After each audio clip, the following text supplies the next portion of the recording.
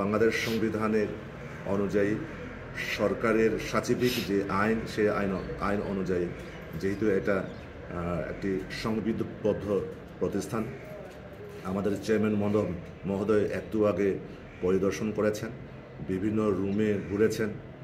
তিনি খুবই দুঃখ পেয়েছেন, তিনি খুবই আবেগে দুঃখে ভারাক্রান্ত। এ কারণে যে তিনি নিজেই চুক্তি করেছেন, তিনি নিজের হাতে এই প্রতিষ্ঠানটি গড়ে তুলেছেন। আপনারা জানেন আমাদের নেতা পার্বত্য চট্টগ্রাম আঞ্চলিক পরিষদের মাননীয় চেয়ারম্যান খুবই পরিশ্রম করতে পারেন, বিচক্ষণ ব্যক্তিত্ব, মানুষকে ভালোবাসেন, মানবতার জায়গা থেকে তিনি তিলে তিলে তিলে এই প্রতিষ্ঠানকে গড়ে তুলেছেন। এবং তিনিও আমাকে বলেছেন যে এই প্রতিষ্ঠানের ক্ষয়ক্ষতি নিরূপণের জন্য একটি আভ্যন্তরীণ একটা তদন্ত কমিটি করবেন। আর যেহেতু পার্বত্য চট্টগ্রাম আঞ্চলিক পরিষদ সাধারণ প্রশাসন এবং আইন শৃঙ্খলার উপরে আইনি তার তত্ত্বাবধান এবং সমন্বয়ের দায়িত্ব আছে, সুতরাং উনি এই বিষয়টিও মাথা রেখে তিনি পরবর্তী ব্যবস্থা করবেন বলে আমার দৃঢ় বিশ্বাস।